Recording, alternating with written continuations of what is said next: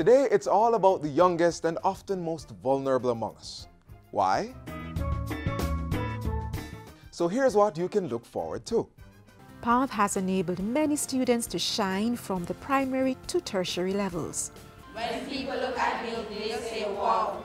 Why? Because I am a woman of worth, and just like a beautiful flower, God created me to flourish. That's not all, but if you want to see it all, you know the drill. I'm Theodore Henry. Welcome to Jamaica Magazine.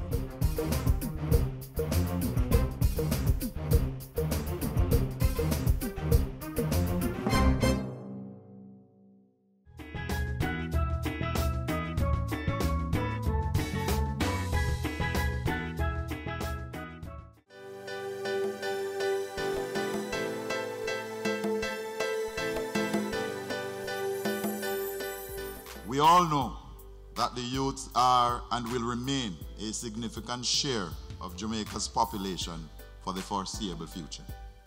Developing and implementing appropriate strategies, policies, and programs to mitigate the risks and challenges they face must and is a priority of this administration. Any failure to provide appropriate opportunities for this large segment of the population could have enormous economic, political, cultural, and social consequences. Engaging the youth population fully is therefore no longer a choice, but an imperative in the development process in taking Jamaica from poverty to prosperity. Safety and security is a function of the values and attitudes in the society. Our actions are driven by values, and therefore, if we were to re-engineer in Jamaica a culture of respect, sanctity of life, culture of how we resolve our conflicts peaceably, then what a Jamaica we would have.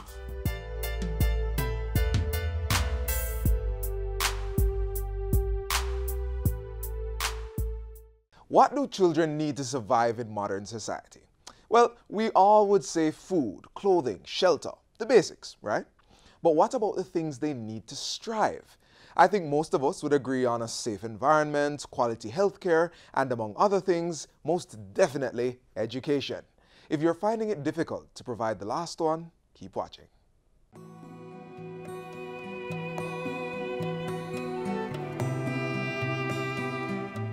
Nearly 10 years ago, Aaron Nation was in a predicament. He had 3 daughters in school for whom he had big dreams, but very little means to make them a reality. As a security guard, he was earning a minimum wage, and his wife was unable to work due to an illness. Even sending his girls to school and providing for his family's basic needs was a challenge. What was he to do? The answer came from a colleague. I was introduced by one of my co-workers one night while we was at work, and she was telling me how she benefit with her 3 children. So I found it interesting, so the very next day I went to the office and applied, and they gave me a form and complete the form and take it back to the office with information on it.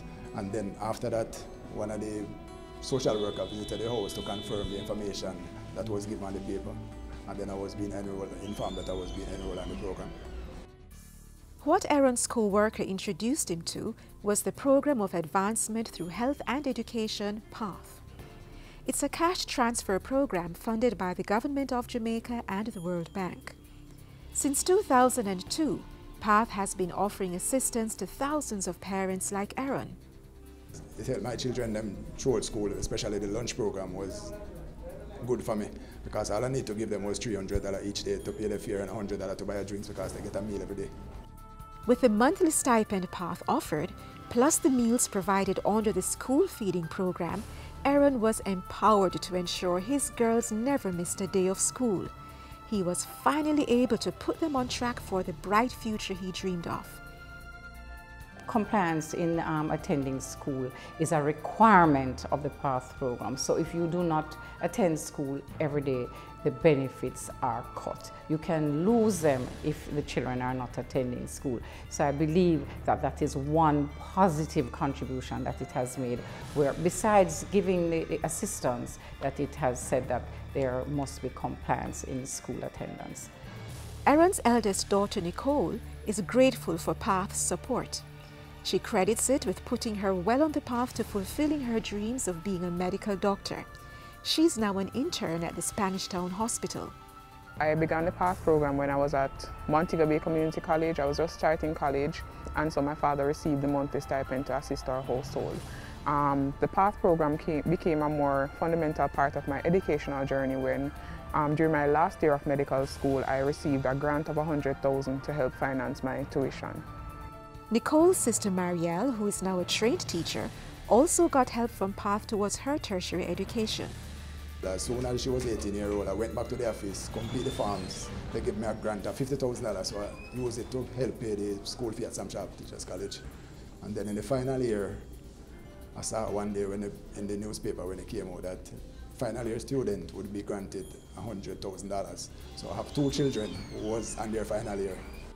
Now, only one of the nation's sisters remains on the program at the secondary level.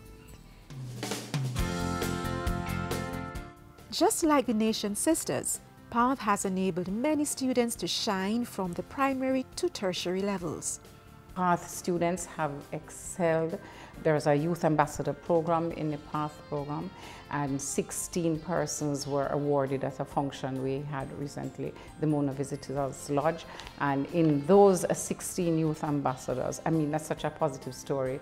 There was one medical doctor, there was an attorney, linguists, teachers, persons who have truly excelled and who can speak of the benefits of the PATH program.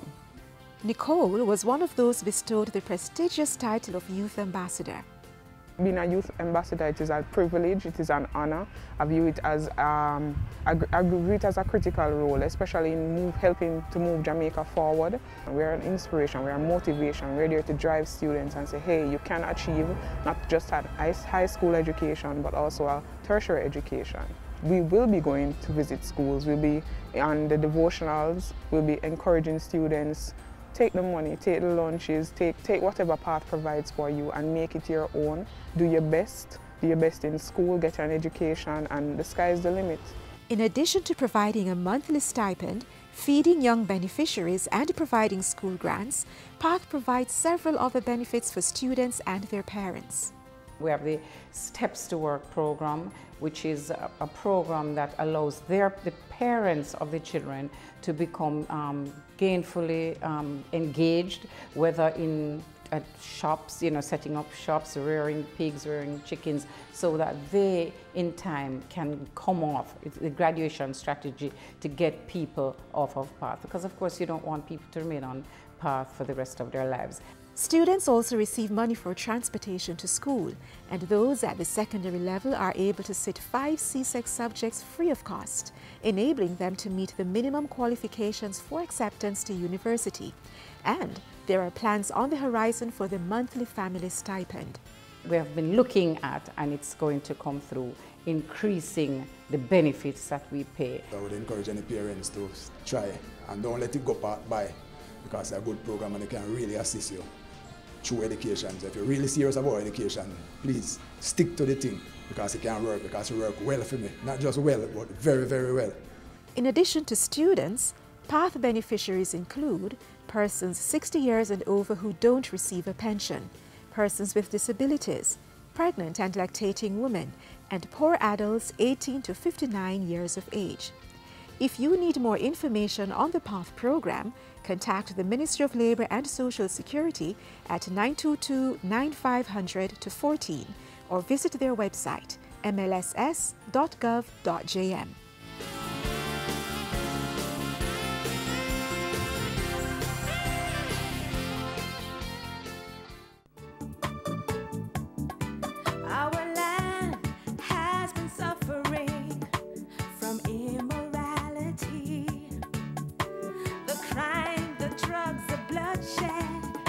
Have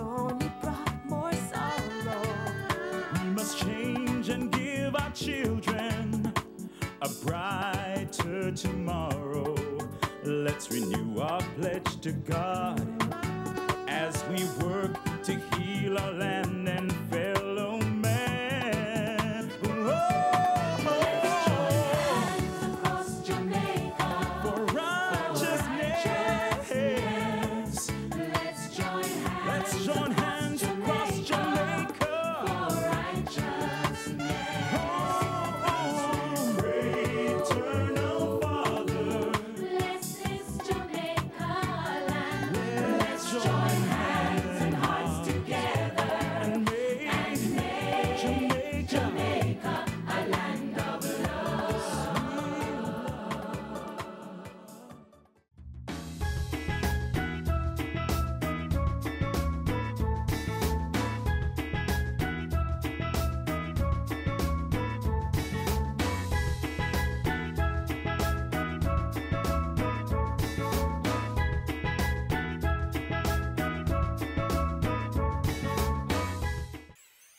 Hi, I'm Torian. I am Dominic. And I'm Shimani. This Child Month, hug your children. Make them feel good about themselves. And keep watching Jamaica magazines. Let's keep the conversation focused on our children on this first Saturday in Child Month. Right now, we're going to enter the school zone and see how one program is ensuring that our young girls know they were born to flourish.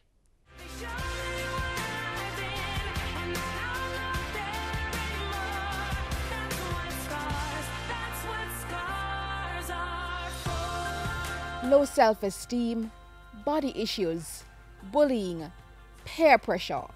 Some of the many issues that confront our young girls daily. How do they deal with these? How do they cope?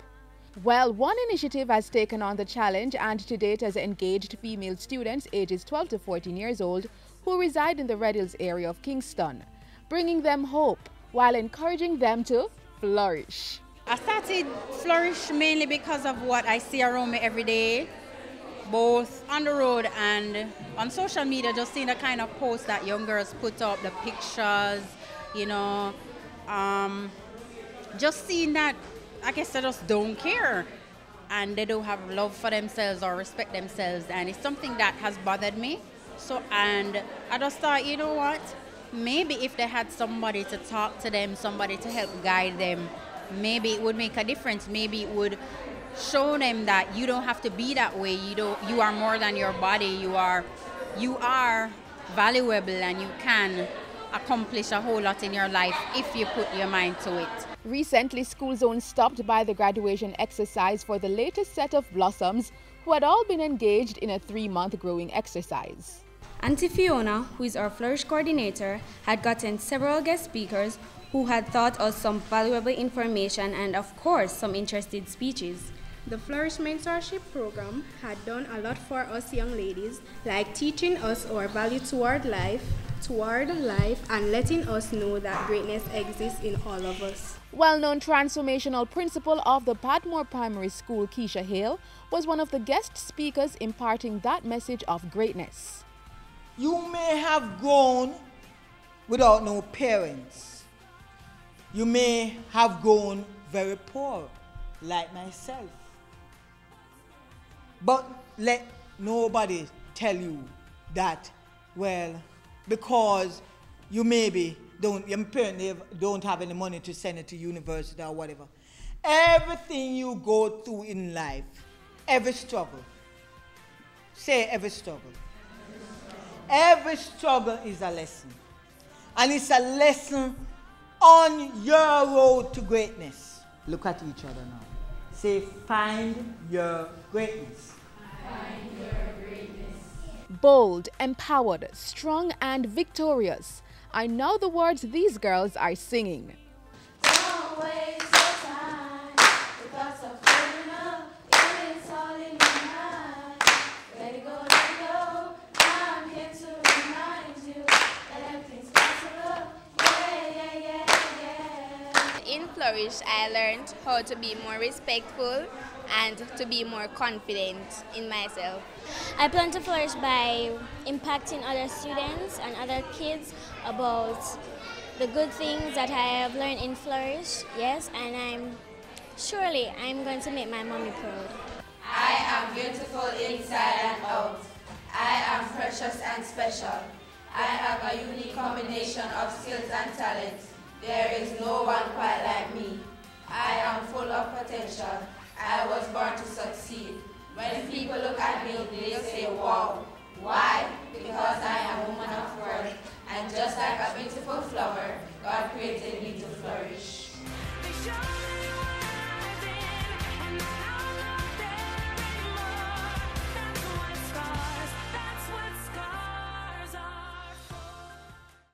Parents, make sure the children get immunized.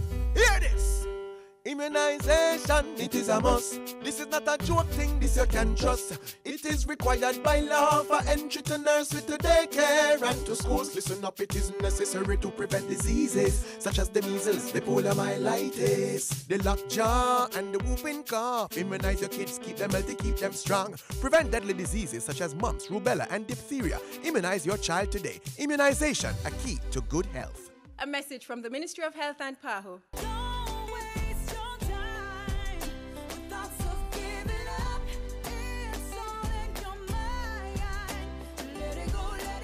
My name is Jason Ricketts, and I employ all youth with disability to not give up hope.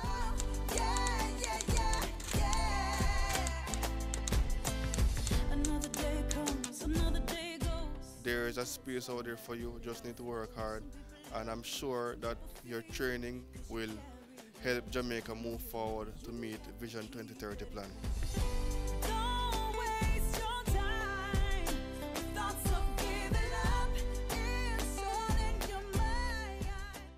You're still with us. Thanks for that. If you have or know a child with a disability, you won't be disappointed. Take a look. Reach out and touch somebody's hand. Make this world Safeguarding children with disabilities is very important. More so, although all children are vulnerable, but children with disabilities tend to be a little bit more vulnerable because there are sometimes some of them cannot take care of themselves. And so when we think of safeguarding children with disabilities, we have to think of the different disability groups, because there are some who can manage more than others.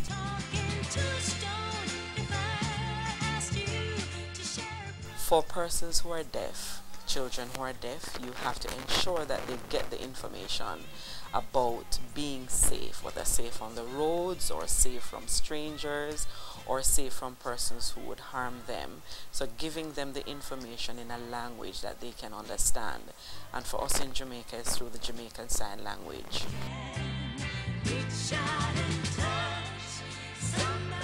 For persons with intellectual disabilities, it is taking care to explain over and over again in simple language the different types of dangers that they might face. It is teaching them how to be safe on the roads, how to be safe at home, at school, wherever they are. And for these children, they will need sometimes practical examples of what to do. And so for them it is not just telling, but it is also showing.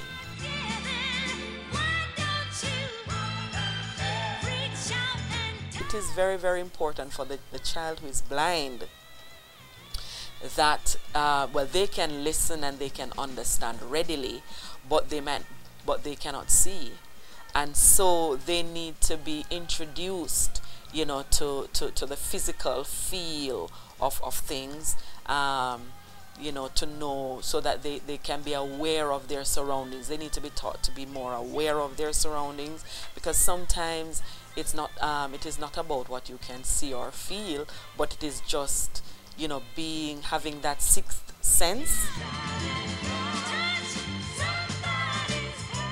The Child Development Agency covers all children. However, there is a Jamaica Council for Persons with Disabilities, the Combined Disabilities Association, the Jamaica Association for the Deaf, the Jamaican Association on Intellectual Disabilities, the Jamaica Autism Support Association that is there, you know, to help parents and caregivers.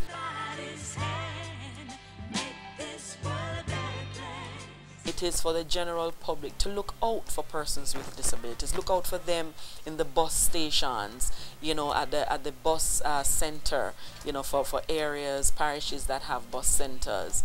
Do not abuse them. Do not shove them aside. Do not, when you're entering the bus and everybody is pushing and shoving, look out for them to ensure that they get on the bus so that they too can get home. If that is their means of transportation, persons really have to look out. Don't take away their lunch money. Don't spit on them. You know, don't disregard them. They're another human being seeking an education, seeking to go about their business like any other legitimate child. And so they should be allowed to grow up. They should be allowed to become all that they can be, so that later on we do not have to be seeing them begging on the streets, or, you know, they're cast aside and society has to take care of them, because it will cost us more.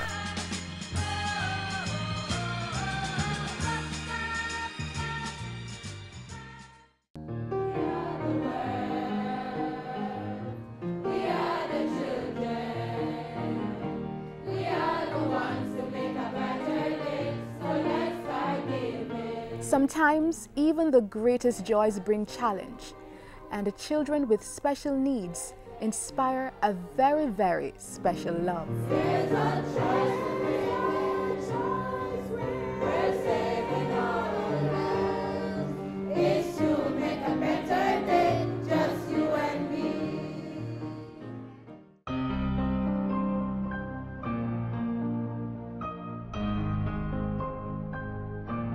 We have a subculture that supports those who do not inform, an anti-informer culture that pervades our entire society that we must break down.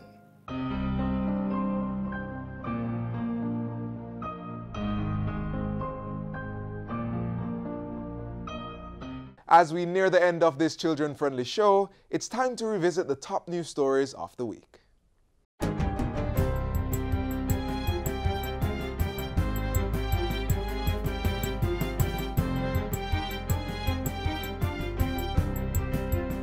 Hi there, I'm Simone Wolf with your JIS News of the Week. Prime Minister Andrew Holness hosted the first in a series of town hall meetings on Thursday to update residents on government's development plans for the country. During the Sentan Town Hall, Mr. Holness announced a range of infrastructure upgrading projects for Ocho Rios expected to cost over $4 billion. We are not doing that for tourists, because tourists don't want to come to an artificial attraction. Tourists want to come and see the genuine, real thing of how we live as a people. And we want to show the world that as a people, we live in class and style.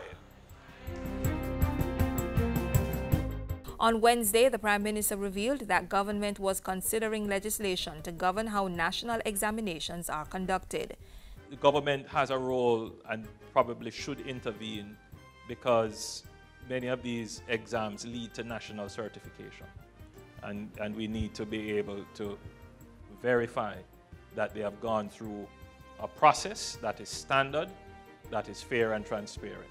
The Prime Minister's announcement came during a rap session with students at the University of the West Indies. It followed a ceremony in which he became the 18th head of government to be inducted into the university's Park of Honor, which recognizes graduates who have been or are serving as CARICOM heads of government. I am very, very humbled by this honor, and I want to thank the University of the West Indies, such a very important institution in our society, for bestowing this honor on me. Thank you very much. Ground has been broken for 85 housing solutions at Phase 2A of the Longville Park housing scheme. 43 studio units and 42 service lots will be provided at a cost of $366 million. Prime Minister Andrew Holness also commissioned a National Housing Trust funded police station at the Longville Park Housing Development in Clarendon. Security is an integral part of community development. Communities cannot develop, they cannot grow, they cannot sustain themselves if security is absent. Now, I don't want you to believe that I'm saying that the construction of a police station means that you have security. Security is how we live, is how we think, is how we interact with each other. And finally, Education Minister Senator Ruel Reid this week gave a commitment to ensure that schools once again receive their operational funds early in the next academic year. Schools can now look forward to their first payment for the new academic year. Will again be in June. And they will get another payment, which is the second for the new financial year, new academic year, in September. The third tranche is still scheduled for December, but we'll always try to give them a Christmas and give them earlier, and then April again. Schools are budgeted to receive $7.2 billion to fund their operations in the 2017-2018 academic year. And those were some of the stories making news this week. I'm Simone Wolf.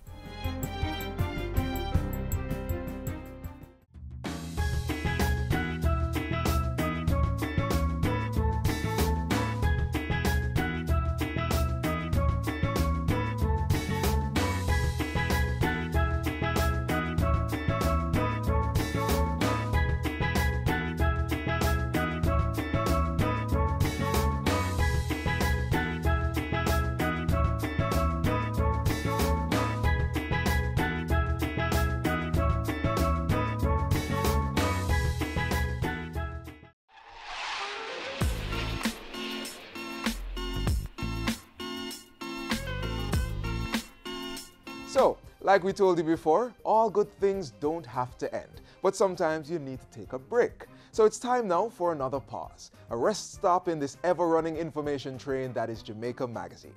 To our regular companions, you know the deal. Those joining us for the first time, look out for us on this station tomorrow. In the meantime, pay a visit to our website and the JIS YouTube channel. And if you're social media savvy, check out the links on the screen right now. Until next time, I'm Theodore Henry. Please take care and look out for our children.